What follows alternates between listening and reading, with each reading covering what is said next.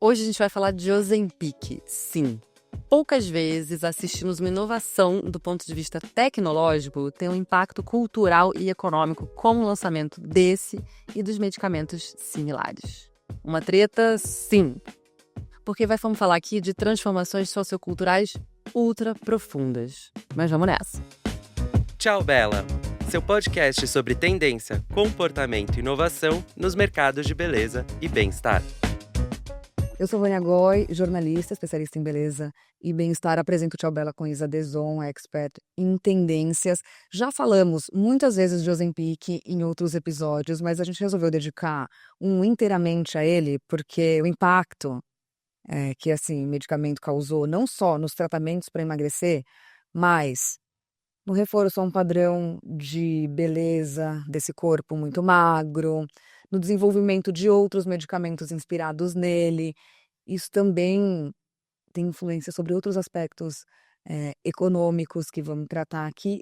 Ozempic é objeto de desejo no TikTok, né? Bom, tudo isso tem até nome, Ozempiconomy. Pois é, e 2024 foi o ano de Ozempic e seus primos. E só para a gente ter uma ideia, segundo a SEMrush, ferramenta de SEO americana, só em abril de 2024 o termo Ozempic foi pesquisado 1,5 milhões de vezes, o que significa um crescimento de 300% em comparação ao mesmo período de 2023. Aqui no Brasil, as vendas geram cerca de 3 bilhões de reais, segundo os dados da IQVIA. Segundo uma análise da Bloomberg, a receita com o Ozempic e o Wegovy deveria atingir 65 bilhões até o fim de 2024, ou seja, daqui a poucas semanas. E a Novo Nordisk, fabricante do Ozempic, teve um lucro líquido de quase 4 bilhões só no primeiro trimestre de 2024. Bilhões de dólares. Um medicamento, a gente está falando.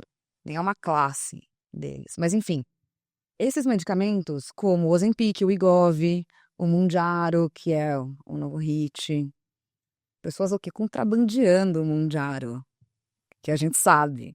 Só Enfim, assistir South Park. são responsáveis por remodelar não só esse mercado de emagrecimento, mas todo um mercado de consumo para além do que a gente está pensando em saúde. A gente vem assistindo, por exemplo, mudanças no mercado de moda, com um aumento de roupas com modelagens menores, a febre dos exercícios. Você já deve ter cruzado com vídeos do pilates de parede ou balé body, como vem sendo chamado esse corpo muito esguio, mas que tem muito tônus. Tem tratamentos estéticos e novos protocolos para tal Ozempic Face, que é a flacidez causada especialmente no rosto por conta do emagrecimento muito rápido, que é uma característica desses medicamentos.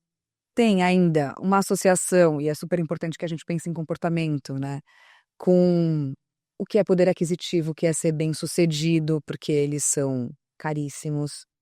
Isso tem tudo a ver com discriminar pessoas gordas, ter mais preconceito. E tem uma matéria muito boa na The Economist, do final do ano, falando que isso impacta até em oportunidades de emprego e salários. Enfim, tretas pesadas e uma quantidade exorbitante de dinheiro circulando em torno do assunto em várias esferas que a gente vai decupar com muitos dados aqui, né? Só para a gente ter ideia do impacto econômico, porque, né, vivemos no capitalismo, segundo o Goldman Sachs, a hipótese é que medicamentos como esse podem impactar o PIB americano em até 1%, dependendo do número de pacientes. Na Dinamarca, na sede do fabricante, 1 em cada 5 empregos criados recentemente foram por conta, indireta ou diretamente, da operação da farmacêutica que fabrica o Ozempic. Eu fiquei muito impactada quando aqui no Brasil eu vi a inauguração de uma fábrica da EMS, que se tornou um player muito importante porque fabrica genéricos, né? E eles têm uma planta inteira só para produzir semaglutida, agora que é o insumo para medicamentos como o Ozempic. Só que na inauguração estava o presidente Lula, um timaço de ministros, porque 70 milhões foram investidos nesse projeto, incluindo uma parte de financiamento público, né? Só para a gente ter uma ideia da importância também regional, né? O impacto que tem na economia, né? Que tá chegando aqui cada vez mais. Pois é, e aí a grande pergunta vem de quanta gente será que usa o Ozempic, ou Mounjaro, ou Wegovy, né? E aí, segundo o Morgan Stanley, nos Estados Unidos, a projeção é que nos próximos 10 anos, 7% da população, ou seja, 24 milhões de pessoas, façam uso deles. Isso também muda completamente a forma com que as pessoas se alimentam quando a gente fala principalmente dos Estados Unidos. As projeções mostram que o consumo diário de caloria pode cair em até 30% e que os pacientes estão comendo mais frutas, mais vegetais, aves e peixes, além de, obviamente, o hit do momento, que são os suplementos, os shakes e as barrinhas proteicas. Eu fiquei muito impactada com uma matéria do Wall Street Journal que fala que os pacientes que estão usando medicamentos para perda de peso como esses, além deles comerem menos, eles gastam 20% a menos em supermercados e restaurantes, também é um dado do Morgan Stanley. Pois é, ou seja, muda muita coisa para muitos tipos de negócios, né? E alimentação é um primeiro mais imediato, até porque existe uma conscientização. Estava assistindo recentemente alguns conteúdos de nutricionistas falando que, assim, como tem sido usado para emagrecer, as nutricionistas agora estão reforçando que a gente mude os hábitos alimentares enquanto estiver usando, para que não haja um ganho de peso quando acaba Sim. o uso, né? Prefou, né? Exato, mas Não tem milagre. isso está virando uma ferramenta, né? Bom, quem está mudando, e já 2 empresas que a gente pode trazer aqui com insights interessantes, né? A Conagra está explorando o desenvolvimento de embalagens menores, e a Mondelez está expandindo a sua linha de snacks que eles chamam de controle de porções, com menos de 200 calorias, oferecendo produtos como Oreos sem glúten ou chocolate paleo, coisas assim, que estão tentando responder a dieta da moda sem perder a noção de indulgência, né? Bom, não falta gente querendo surfar nessa onda. É óbvio que a gente citaria uma Kardashian, porque elas conseguem criar todos os tipos de negócios com tudo que tá na moda. A Kourtney lançou a Lemme, que é uma marca de suplementos que promete aumentar os níveis de GLP-1. Essa tal semaglutida, que é o principal componente inibidor de apetite do Ozempic. Outras marcas como a Pendulum e a Code Age vendem probióticos GLP-1, além de produtos que prometem minimizar os efeitos colaterais da medicação, como o sistema de suporte GLP-1 de uma marca chamada Sowell. Ou seja, de forma bastante controversa, polêmica, porque é uma coisa, outra coisa. Todo mundo está tentando se conectar, ao menos no léxico criado, né, pelo Ozempic. E aí tem uma parte da tendência de bebidas, que a gente já fez um episódio aqui, né, dessa onda de beber menos álcool, que também conecta com esse assunto, né? Então a indústria de bebida alcoólica, ela está observando o movimento, porque quem está em tratamento tende a beber menos, e isso, para quem está olhando no futuro, tende a implicar uma queda de vendas. Então a Forbes, em 2024, em fevereiro, já estava divulgando dados de uma empresa americana, a IWSR, estimando que a previsão de perda do mercado de bebida alcoólica pode chegar a quase 4 bilhões de dólares. Imagina as transformações no mercado de beleza, né? A gente vê, por exemplo, protocolos dermatológicos específicos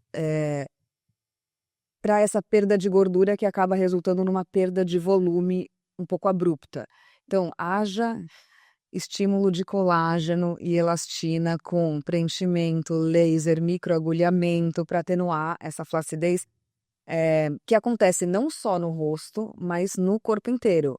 Então, a gente também está falando sobre injetar ácido hialurônico, bioestimulador de colágeno no corpo inteiro, inclusive para dar uma levantada na pele da coxa, que fica acumulada ali no joelho ou no bumbum, que são reclamações regulares de quem perde muito peso.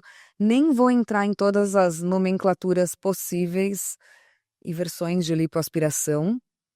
Lipolaser é uma delas, é uma trend no TikTok também regularmente mencionada entre as celebridades para ficar com aquela barriga chapada, sabe?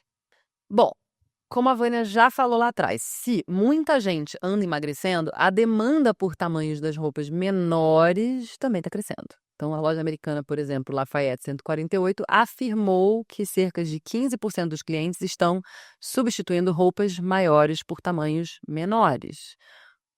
Essa marca, por exemplo, é uma marca premium que está disponível nas principais lojas de departamento americanas. Então, obviamente, a gente está falando de um recorte social específico, mas já é coisa pra caramba, 15%. Já a Impact Analytics, que é uma empresa especializada em soluções de inteligência artificial, análise de dados, tudo isso para o varejo, mostra que, especificamente em Manhattan, as vendas de tamanhos pequenos de camisas femininas cresceram em 12%, enquanto os tamanhos maiores caíram em quase 11% em 2024. É bem significativo. Mas o que eu fiquei mais impactada, também uma matéria do Wall Street Journal, sobre companhias aéreas. Isso é surreal. Isso é surreal. Essa matéria estima que se o peso médio dos passageiros cair em 4,5 kg, a United Airlines, por exemplo, economizaria cerca de 80 milhões de dólares por ano em custos de combustível. Isso significa que está todo mundo usando o Ozempic, o Wegovy, Mounjaro loucamente no mundo? Não, necessariamente. Mas significa que se peso e magreza voltaram a ser algo tão desejável, com uma possibilidade de tratamento que tem efeitos tão dramáticos no curto prazo, há uma redefinição muito grande de padrões de consumo causados por esse movimento, né? Ainda que as pessoas talvez não estejam tomando a medicação, mas se estão obcecadas com seu peso. Não, e hoje a A gente. indústria aérea está analisando, né? Total, e hoje a gente consegue medir, quantificar coisas que a gente nunca conseguiu em outros surtos de emagrecimento na história da humanidade. Então, isso também é muito interessante, porque dá pra gente quantificar. E assim, se o avião tá nessa, você imagina o mercado fitness. O Financial Times publicou em outubro de 2024 uma matéria falando que a nova demanda de exercício está impactando até na configuração das academias. Então, a gente está vendo um crescimento absurdo na busca por treinamento de força e aí uma queda nos exercícios cardio tradicionais, que sempre foram aliados, entre outras coisas, para a sua saúde cardiovascular, não deixa de fazer, por favor, mas foram sempre associados à perda de peso, né? Então, a gente vê aí o cardio saindo um pouco de cena, mais áreas abertas para treino, mais aula de força, uma coisa Menos mais esteira, menos bicicletinha. é né? isso. A gente está falando sobretudo de dados do mercado americano, mas acho importante ressaltar porque não dá para negar o poder de influência que eles têm, por exemplo, aqui no Brasil, né? Também não estamos falando que tudo muda no curto prazo. Você não vai chegar na sua academia e vai deixar de ter esteira ali. Especialmente porque esse tipo de medicamento ainda é consumido por quem está no topo da pirâmide econômica no mundo inteiro. Não me parece que o cenário dos próximos anos se distancie dessa cultura a magreza absoluta como sinônimo de quem é bem-sucedido e de quem é saudável, né? E é muito louco, eu que amo um recorte histórico, né, olhar como a coisa foi mudando. Até mais ou menos a década de 1920, bonito, chique, rico era ser curvilíneo, porque isso era sinônimo de abundância, de recurso, de tempo livre, né? Então você ser muito magro não era o que era desejável. Tinha uma conotação muito negativa. Mas aí fomos descobrindo, por exemplo, primeiro foi um medicamento para regular a função da tireoide, e aí, consequentemente, o peso, e aí as silhuetas europeias começaram a ficar mais sequinhas, mais longilíneas, as saias foram encurtando. Chega a 50, 60, a gente tem registro, né, donas de casa americanas, loucas, passando roupa para ostentar uma cintura bem fininha, né, aquela coisa do New Look da Dior e tal. Isso sem falar do heroin chic, anos 90, Kate Moss e tal, coisa muito obscura, Sibutramina, Xenical e Companhia Bela, que vieram aí pouco a pouco sempre mexendo no nosso comportamento. Mas eu acho que mesmo na fase Sibutramina, Xenical, a gente não presenciou, né, um uso tão massivo e emagrecimento tão rápido como a gente encontra com as pessoas esse ano, entendeu? Não, nunca. Eu acho que só esse recorte histórico ajuda a entender essa construção desse capital de beleza estético associado a uma figura magra. Total. É claro, estamos falando que isso tem recorte de classe brutal, né? Quem é impactado pelos conteúdos publicados no TikTok, meu feed, como a gente estava pesquisando isso, tá cheio de vídeos relacionados ao Ozempic, tá vendo que, assim, existem 1000 receitas de Ozempic para pobre, hashtag. Ou brincadeiras do tipo: "O boy terminou comigo e eu tô super magra, que bom, economizei R$ 1.000 em Ozempic". Enfim, é zero engraçado, entendeu? A Dazed fez uma matéria, inclusive recentemente muito boa, sob o título "Por que as pessoas ricas não comem mais?". E aí tem um trecho muito bom que fala: "Para os ultra ricos, não comer se tornou um sinal de transcendência social e controle sobre as suas necessidades básicas", reforçando essa posição de superioridade, algo como se os muito ricos estivessem acima das necessidades humanas. Brian Johnson não é um exemplo por acaso, né? Mas a pergunta polêmica do dia fica: o que vai acontecer com todo esse comportamento, com toda essa tendência, quando o Ozempic perder a sua patente logo ali, 2026? Como é que vai ser isso, meu Deus? Bom, a gente já não precisa nem dizer que o mundo está de olho nesse acontecimento, inclusive com sistemas de saúde se organizando para oferecer esse medicamento na rede pública. A legislação brasileira exige que os genéricos sejam, no mínimo, 30% mais baratos do que os medicamentos tradicionais, mas o que costuma ocorrer é uma redução ainda maior desses valores. E aí, o laboratório de referência que criou, por exemplo, o Ozempic, provavelmente também abaixe o preço para lidar com essa concorrência depois do fim do monopólio das vendas. Veja também fez uma matéria muito boa sobre isso no final desse ano, ou seja, vai ter mais Ozempic e derivados e genéricos mais baratos, né? Vou dar um exemplo, porque eu queria muito saber como que isso se dá. E aí a gente foi olhar e o Viagra, por exemplo, quando a patente chegou ao fim, lá em 2010, a Pfizer reduziu o preço para R$ 15 na época, o que é uma queda de valor de 50%, né? Então, a expectativa já está alta e já virou até promessa de campanha, coisas absurdas que a gente só vê no Brasil. No seu país, Rio de Janeiro. Mais especificamente no Rio de Janeiro, não dá para defender. Bom, Eduardo Paes prometeu Ozempic de graça uma semana antes das eleições desse ano de 2024.